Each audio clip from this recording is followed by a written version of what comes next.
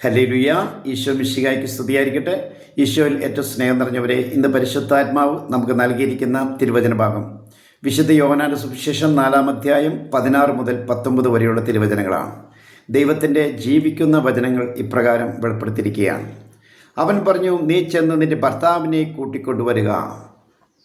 എനിക്ക് ഭർത്താവില്ല എന്ന് ആ സ്ത്രീ മറുപടി പറഞ്ഞു. യേശു അവളോട് പറഞ്ഞു, എനിക്ക് ഭർത്താവില്ല എന്ന് നീ പറഞ്ഞത് ശരിയാണ്.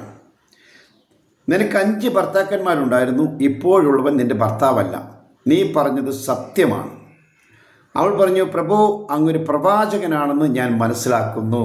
Hallelujah, hallelujah, hallelujah. പ്രിയമുള്ളവർ, ഇന്ന ദിവസം നമ്മൾ തിരുവചനം ധ്യാനിക്കുമ്പോൾ ഇത് സമരയക്കാരിയായ സ്ത്രീ ഈശോയോട് ആവശ്യപ്പെടുകയാണ്, ആ ജീവൻ്റെ ജലം എനിക്ക് തന്നാലും.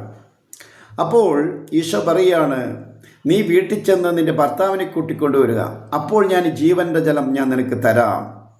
നിന്നിലുള്ള അശുദ്ധിയെല്ലാം നീങ്ങിപ്പോകണം. അതാണ് ഈശോ ആവശ്യപ്പെടുന്നത്. ഇവിടെ ബൈബിൾ പണ്ഡിതന്മാർ ഇവിടെ വ്യാഖ്യാനിക്കുന്ന ഒരു തലം ഇതാണ്. അതായത് 5 വിഗ്രഹങ്ങളാണ് ഈ സ്ത്രീയിൽ കുടികൊള്ളുന്നത്. 5 ഭർത്താക്കന്മാരെന്ന് സങ്കല്പിക്കുന്നത് 5 വിഗ്രഹങ്ങളാണ്. മറ്റൊരു തലത്തിൽ പറയുകയാണെങ്കിൽ 5 ഭർത്താക്കന്മാരാണ്. ഹല്ലേലൂയ. അത് എന്തും ആയിക്കോട്ടെ, ഈ വ്യക്തിയിലുള്ള വിശുദ്ധിയുടെ ആ മേഖല ക്രമീകരിച്ചതിന് ശേഷം നിനക്ക് പരിശുദ്ധാത്മാവിൻ്റെ ആ ജീവൻ്റെ ജലം ഞാൻ നിനക്ക് തരാം എന്നാണ് ഈശോ പറഞ്ഞത്. അവിടെ ഇവളുടെ പൂർവ്വ ഹിസ്റ്ററി, ഈ സമരക്കാരിയായ സ്ത്രീയുടെ പൂർവ്വചരിത്രം മുഴുവൻ ഈശോ ഇതാ അവളോട് പറയുകയാണ്. അപ്പോഴാണ് സമരക്കാരിയ സ്ത്രീ ഈശോയോട് പറയുകയാണ്, അങ്ങൊരു പ്രവാചകനാണ്.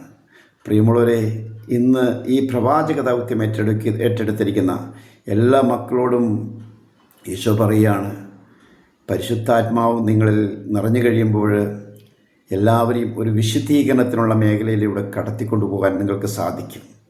അവരുടെ മേഖലകൾ, അവരുടെ ഹിസ്റ്ററികൾ എല്ലാം ഒരു തുറന്ന പുസ്തകം പോലെ അവർക്ക് കാണിച്ചു കൊടുത്ത് അവരുടെ വിശുദ്ധീകരണത്തിൻ്റെ മേഖലകൾ എല്ലാം എടുത്തു കാട്ടിക്കൊണ്ട് അവരെ പരിശുദ്ധാത്മാവിൻ്റെ കൃപയിൽ നയിക്കുവാൻ നമ്മൾ വിളിക്കപ്പെട്ടവരാണ്. ഇന്ന് തിരുവചനത്തിൻ്റെ അഭിഷേകത്തോടെ നമുക്ക് പ്രാർത്ഥിക്കാം. ഇന്ന് ലോകം മുഴുവൻ അർപ്പിക്കപ്പെടുന്ന പരിശുദ്ധ കുർബാനയിൽ ഈശോയെ ഏറ്റവും യോഗ്യത നമുക്ക് സ്വീകരിക്കുകയും ചെയ്യാം. നല്ലൊരു ദിവസം ആശംസിക്കുന്നു. ആമേൻ.